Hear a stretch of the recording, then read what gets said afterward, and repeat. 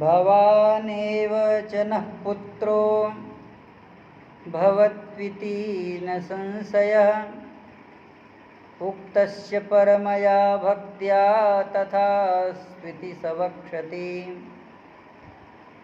देवा ब्रुवन्तु तं सर्वे भ्राता नस्त्वं भवेतिह।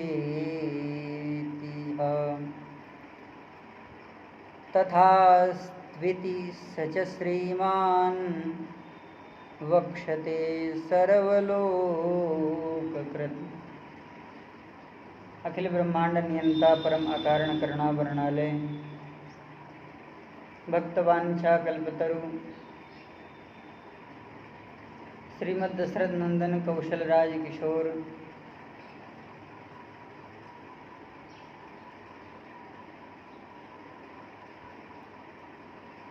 भगवान श्री सीताराम जी महाराज,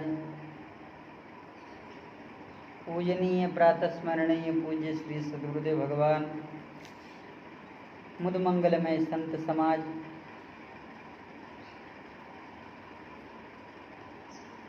भगवान की महती अनुकंपा कृपा,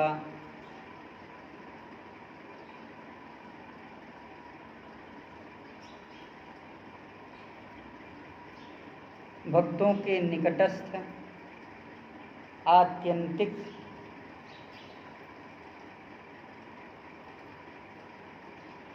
निकटा भाव को ही भगवत कृपा ऐश्वर्य लक्ष्मी कहा गया है।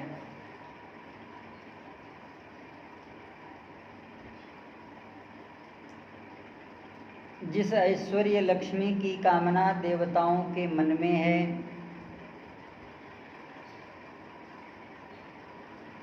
वह लक्ष्मी महाराज बलि के अंतःकरण में स्वतः रूप से विद्यमान है।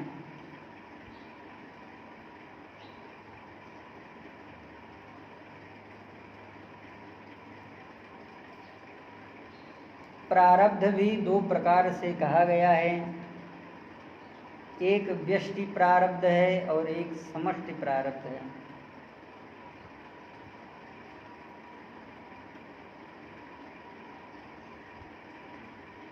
ऐसे ही भगवती लक्ष्मी हैं।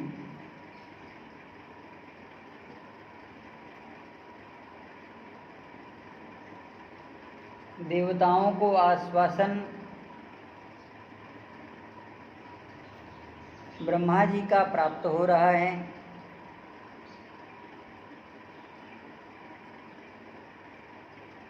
देवताओं ने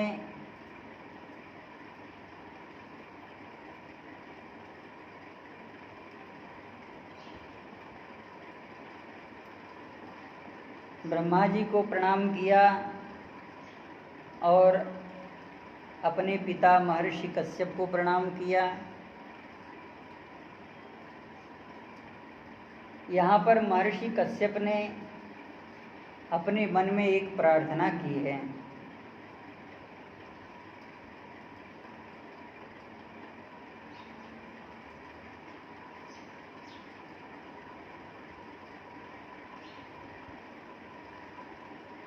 आप मेरे पुत्र के रूप में प्रकट हों, सर्वांतर्यामी भगवान श्री हरि सबके मनों की भाव को जानते हैं।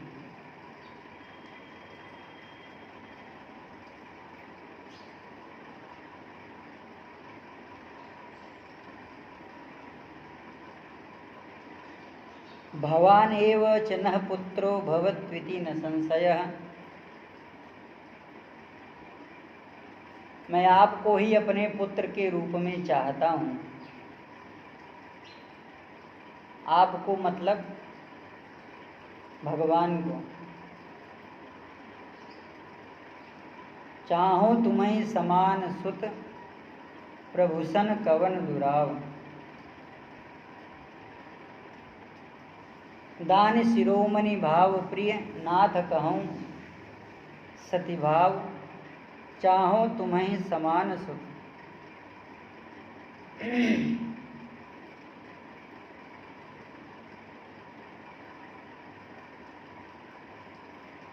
परम भक्ति भाव से ऐसी बात को कह करके वे भगवान जो पितामह ब्रह्मा के वाणी से प्रकट हो रहे थे, उन्होंने क्या कहा? तथा स्त्विति सवक्षति, जैसा तुम चाहते हो ऐसा ही हो।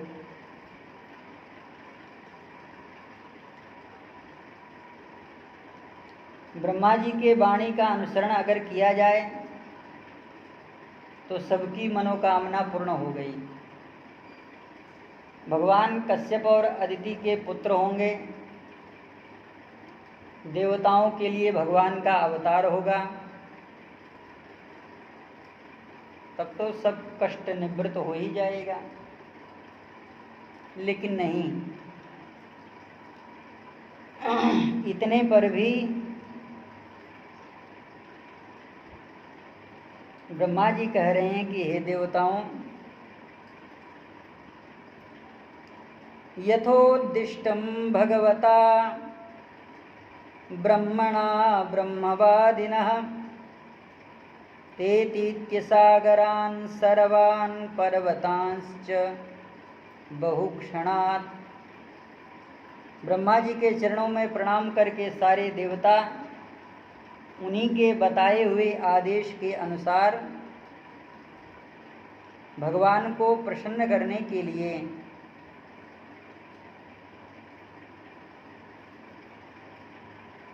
एक सहस्त्र वर्षों के लिए दिव्य कामद व्रत की दीक्षा ली है, और जो देवताओं से नहीं हो सकता है।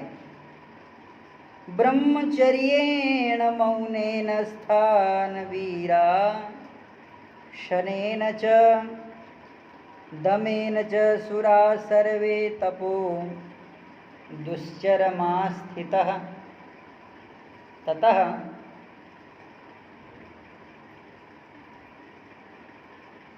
सर्वे देवाः सर्वे सुराः दमेन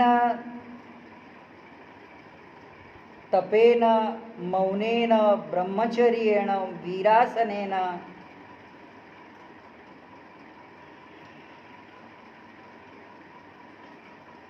परम तपो दुश्चर मास्थितः। देवताओं ने भी 1 वर्षों के लिए यह व्रत ले लिया। बड़ी बढ़िया बात है। रोग जिसको हो उसी को औषधि खानी चाहिए, और स्वस्थ जिसे होना हो उसे ही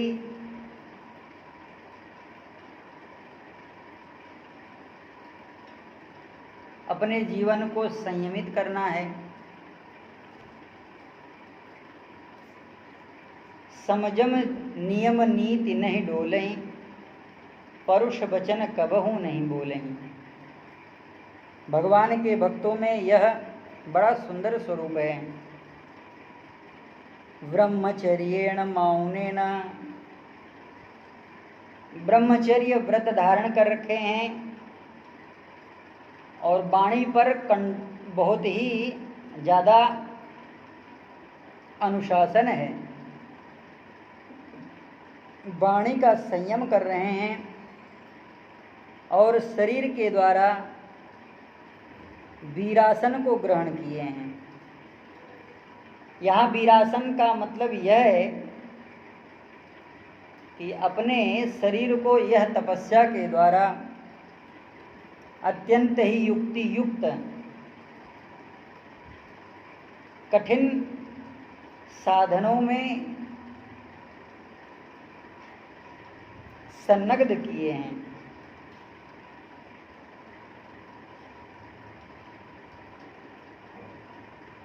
यह सब किस लिए कर रहे हैं?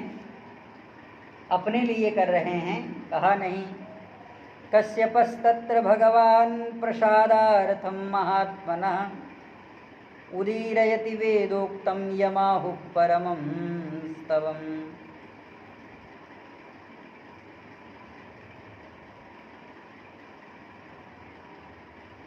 पुत्रों के ऊपर दुख है, उस दुख का निवारण करने के लिए देवता तो कठिन तप कर ही रहे हैं, साथ में उनके जो पिता हैं वे भी कर रहे हैं।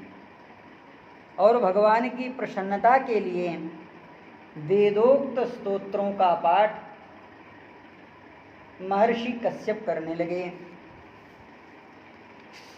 वेदों में जो वर्णित भगवान का परम स्तवन परमात्मा स्तवन है, उसको महर्षि कश्यप ने यहाँ पर प्रकट किया है।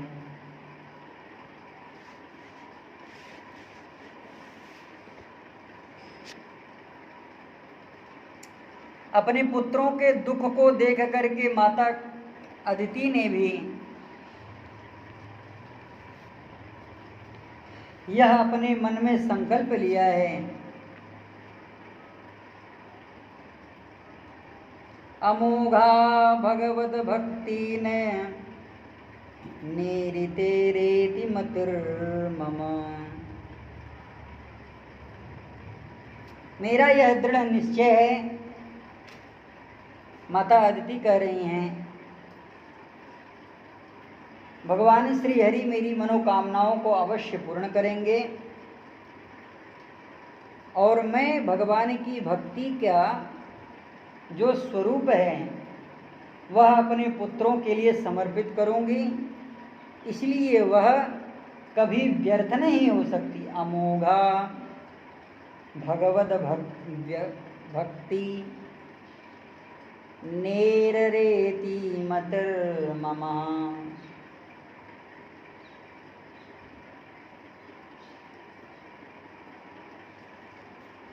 यद्यपि माताओं के लिए कोई व्रत नहीं है, लेकिन जब भगवती अपने मन में संकल्प करती हैं तो महर्षि कश्यप उनके मन की कामना पूर्ण करते हैं। महर्षि कश्यप ने कहा, देवी आदिशत्वं द्विजश्रेष्ठ विधिं तदुपधावनम् आशुतुष्यति मे देवः सीदन्त्याशः पुत्रकैः।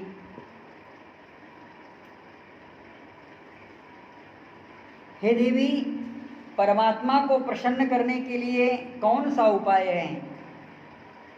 यदि तुम परमात्मा भगवान श्री हरि नारायण को प्रसन्न करना चाहती हो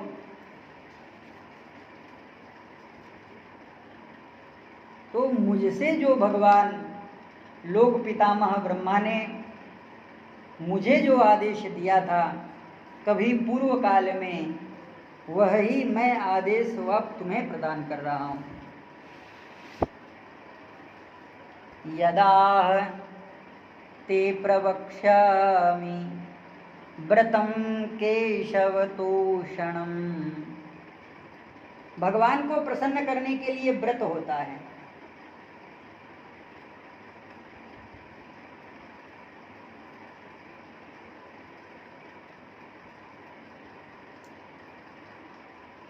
और भगवान कैसे प्रसन्न हो, उसकी क्या आधार भीतिका हो, वह कौन से साधन से प्रसन्न हो,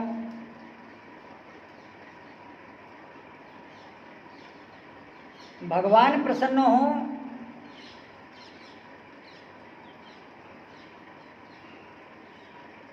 और भगवान हमारे अनुकूल हों,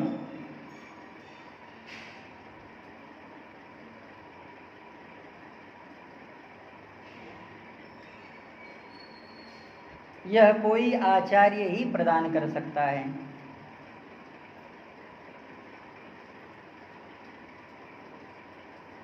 हे देवी,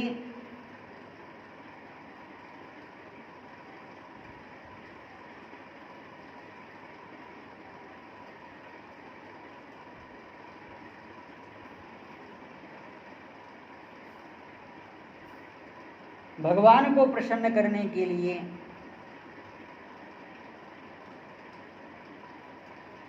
पितामह ब्रह्मा ने पयोव्रत का विधान किया है। जो पयोव्रत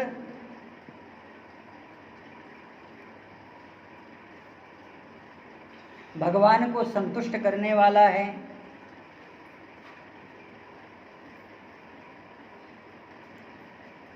और जिसके साधनभूत मुझे परमात्मा का सन्निकर्ष प्राप्त हुआ और आपके लिए उत्तम कहा गया है व्रत, जो वह मैं आपको बताता हूँ।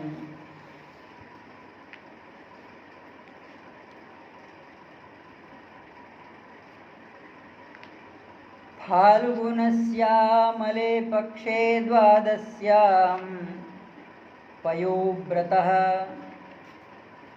यह फाल्गुन मास के शुक्ल पक्ष में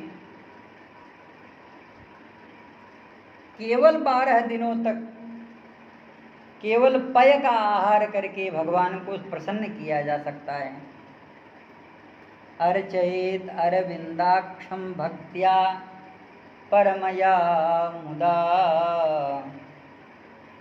शिनीविल्वल्यां मृदा लिप्य स्नानयात् क्रोड विदीर्णया। सबसे पहले तो मृत्तिका की आवश्यकता है, मिट्टी की आवश्यकता है। जंगली बाराह के द्वारा भूमि के अत्यंत सुंदर सुगंधमय सुरभ्य मृत्तिका को प्राप्त करने के बाद उसको अपने शरीर में लेपन करें, पुनः स्नान करें, और यदि लभ्येत वै स्तोत्रस्येतम मंत्र मुदीरयेत, और कहीं अपने पति की कृपा प्राप्त हो जाए तो मंत्र के द्वारा मृत्तिका का लेपन करें। अग्निरिति भस्म, जलमिति भस्म, स्थलमिति भस्म, सर्वमिदं भस्म इत्यादि मंत्रों के द्वारा मृत्तिका का लेप करें। पुनः स्तोत्रस्य मंत्रं मुदीरयेत्। जल प्रवाह में, नदी में जाकर के, तालाब में जाकर के, और हो सके तो घर में ही स्नान करें, लेकिन स्वच्छ जल से स्नान करें। त्वं देव्या दिवाहारेण रसायां स्थानमिच्छति। एकाग्र चित्त होकर के नित्य नैमित्तिक नियमों का पालन करते हुए मूर्ति, वेदी, भगवान सूर्य, जल, अग्नि और गुरुदेव के रूप में भगवान की पूजा करें और पुनः प्रार्थना करें कि हे प्रभु, उद्धृतास्मि नमस्तुभ्यं पापनं मे प्रणाशय। निर्विदितात्मनियमो देवमर्चयेत् समाहितः। आचार्यां स्थण्डिले सूर्ये जले वह्नि गुरावपि। अब भगवान से प्रार्थना करें, नमस्तुभ्यं भगवते पुरुषाय महीयसे सर्वभूत निवासाय वासुदेवाय साक्षिणे। हे भगवान, हे सर्वभूतादि में निवास करने वाले, आप 24 गुणों के द्वारा जानने योग्य हैं। गुणों की संख्या करने वाले सांख्य शास्त्र के प्रवर्तक, हे प्रभु, हम आपको प्रणाम कर रहे हैं। इस तरह से प्रातः, मध्याह्न और सायं, ये तीन पाद में चारों वेद, 4 शीन, गायत्री आदि 7 छंद, 7 हाथ, यह धर्ममय वृषभ यज्ञ वेदों के द्वारा प्रतिपादित है। और इसकी आत्मा, हे प्रभु, मैं आपको प्रणाम कर रहा हूँ या मैं आपको प्रणाम कर रही हूँ।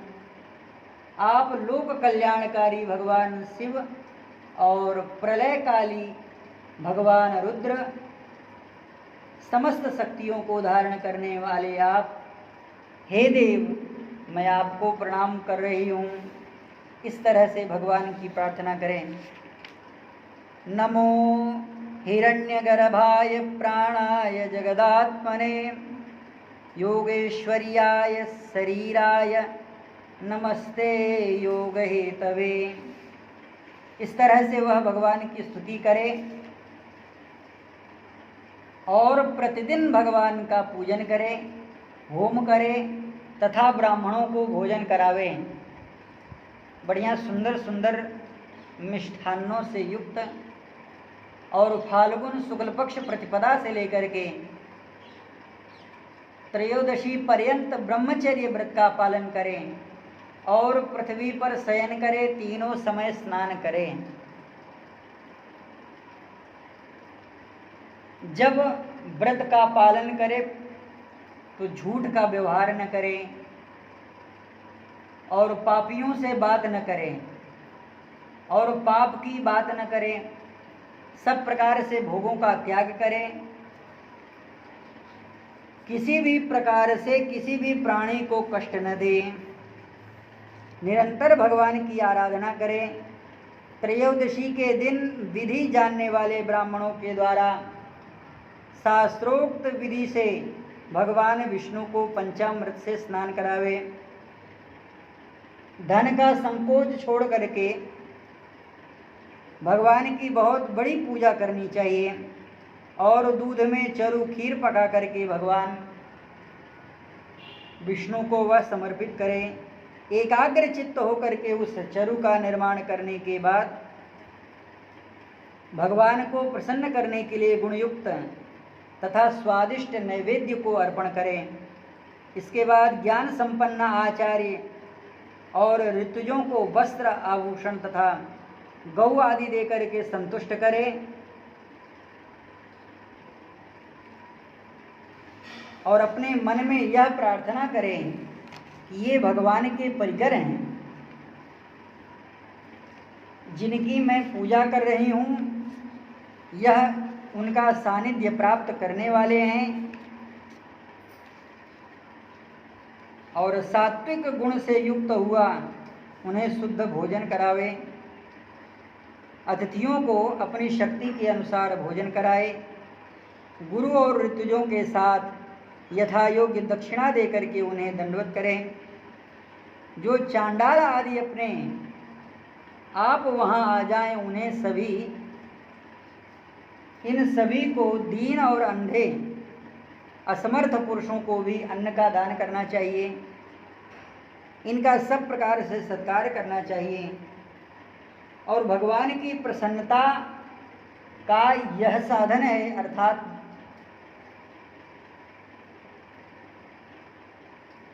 इनकी सेवा से भगवान को प्रसन्नता होगी। इस उपाय से यह समझते हुए सबको भोजन करावे और प्रतिपदा से लेकर के त्रयोदशी तक प्रतिदिन भगवान के सामने नृत्य करें, सुंदर सुंदर मंगल स्तोत्रों का पाठ करें और हो सके तो गीत वादित्र ध्वनि यंत्रों के साथ उनका पूजन करें, स्वस्ति वाचन करें, स्तुति करें और ब्राह्मणों से उनकी कथा सुने। हे देवी, यह पयोव्रत लोक पितामह ब्रह्मा ने मुझे बताया। एतद पयोव्रतम नाम पुरुषाराधनम परम पितामहेनापि विहितम मया। ये मेरे पिता ने पितामहेनापि विहितम मया ते समुदाहृतम त्वं चानेन महाभागे सम्यक् चीर्णेन केशव आत्मना शुद्ध भावेन नियतात्मा भजा व्ययम्। इस व्रत का अनुष्ठान करो।